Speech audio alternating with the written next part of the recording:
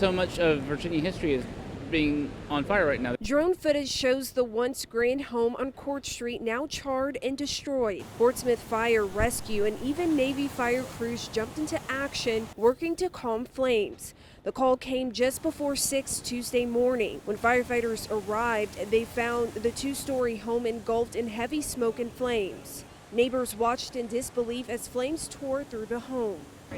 I live on the corner of Court and Glasgow, and the fire trucks were just coming and coming and coming and coming. Neighbors say inside the home were timeless keepsakes, such as a letter signed by Thomas Jefferson. They also tell me two sisters live there. The house has been in their family for 5 generations. They're one of the few families that are still living in the house that their family built. Portsmouth Battalion Chief Sean Terrett says crews had about a dozen units on scene working to control the fire and protect nearby homes. We responded to the 300 block of Court Street to find heavy smoke and fire showing. For neighbors living in this community, the loss is deeper than just bricks and wood. It's a piece of their neighborhood's history gone forever.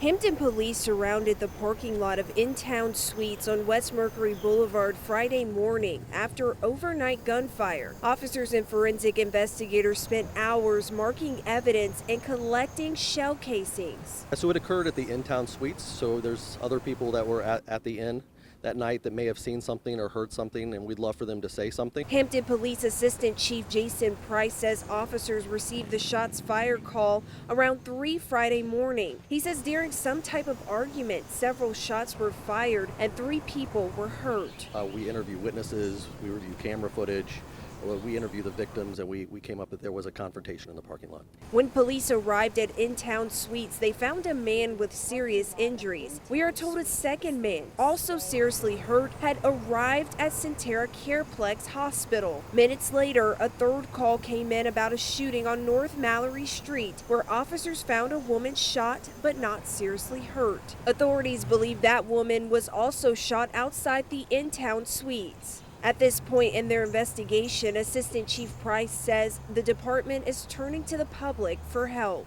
No detail is too small to tell us. We're looking for anything that may help us connect the pieces so that we can apprehend the perpetrator.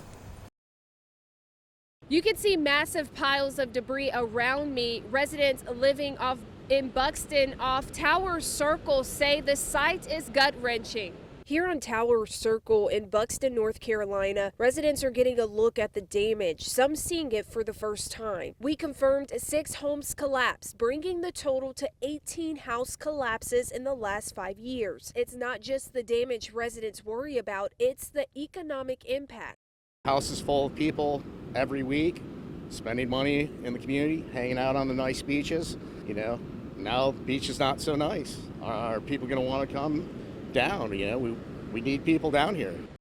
It's very windy and the waves are very rough, but that's not stopping folks from taking a trip to Jeanette's Pier. The waves are impressive. They're big, 10, 12, 15 feet. Spray's coming up on you. It's a lot of fun. Ron Payne, a local to Dare County, says he gets to see waves like these during hurricanes once every few years. That's why today he made sure to take the time to soak in the views. It's nice to see Mother Nature at, I don't know if it's at its worst or its finest. But one thing Payne and other visitors on the pier had to brace for today was the wind. Decided not to bring the 3-year-old today because I think she would blow away. Wind gusts reached as high as 45 miles per hour by the pier this morning. But Bobby Petrino, a visitor from Charlottesville, Virginia, says he's safely making the most of his Thursday. We're getting ready to go out here now, but it's almost like being at a theme park and choosing to go on like the log flume, right? I'm pretty sure we're going to get soaked. While folks are enjoying the views of the rough, choppy waves right now, there's still that threat for coastal flooding. For over 35 years, thousands of people across Virginia have been coming together to keep the environment and the Chesapeake Bay clean. And this year, the threat of microplastics is the focus. More than 90% of microplastics that enter the bay stays in the bay. So fish and critters are eating those plastics, and in turn, we are eating those plastics. So very important to catch that before it gets into the bay. Keeping our waterways clean and maintaining the environment is the goal of these volunteers.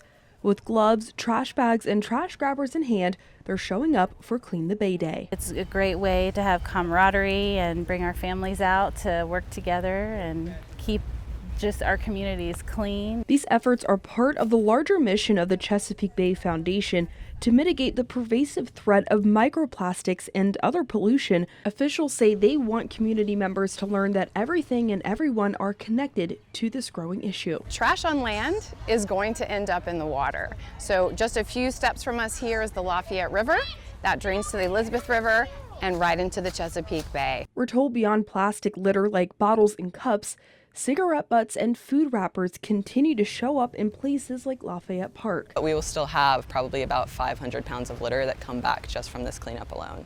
So it's crazy to see with the amount of community partners that we have come out and just volunteers how much trash we can actually pick up and make such a huge difference in a small amount of time. Officials say they want community members to learn that everything and everyone are connected to this growing issue. This foundation has united thousands of volunteers on the first Saturday of June to do cleanups like these, and this year hosting over 200 cleanup sites throughout the Commonwealth, showing that everyone, big and small, can help to get this done.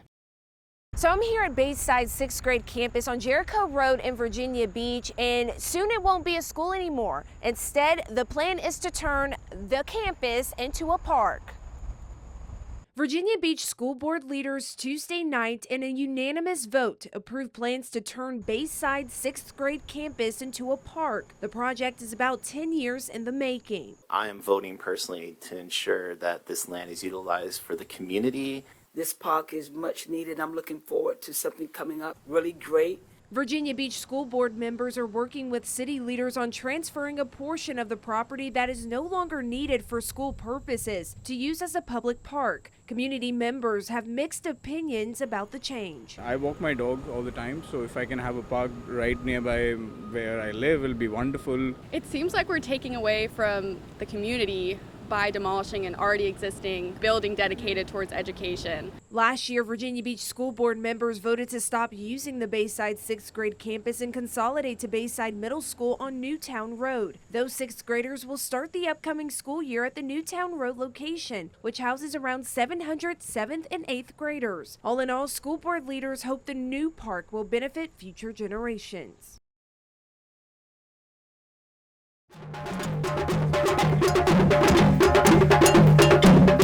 And on this African Landing Day, we honor the bond. We stand on the sacred ground consecrated by blood, sweat, and hope for those men and women who were torn from Angola and who carry forward their legacy. Let this commemoration serve as both a solemn reminder and a hopeful call, a reminder of the suffering and resilience that reshaped the nation, and a call to all of us to continue the vital work of healing, education, and unity. We don't want anyone to forget their history, the good, the bad, and the ugly, and more importantly, the truth about history and what happened to African Americans 400 years ago. The annual observances at Fort Monroe are more than mere ceremonies. They are acts of collective memory and of hope of more than just the future.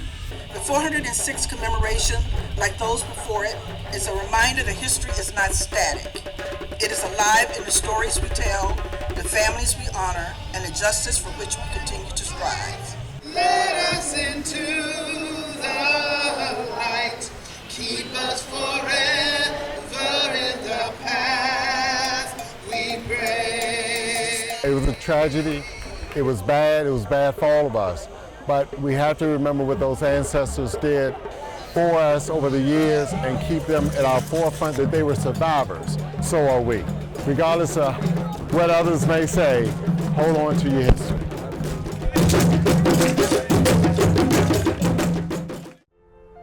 This is September, Childhood Cancer Awareness Month. Today, the Chartway Promise Foundation is here building a playset with Rock Solid for LJ.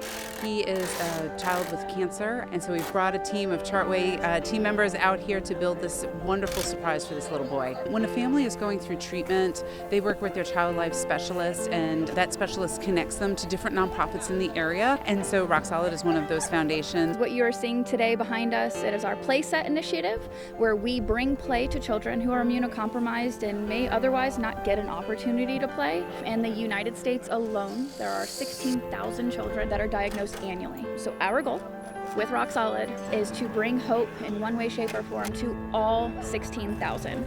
We really are dedicated to the children of our community and bring joy, hope, and smiles to their faces. The impact that you feel, and we always say you get to see what hope looks like, right? Today, when you see the look on LJ's face, when his reaction of that grand awe moment, that is what you will box up and take home with you and share with all your friends and family.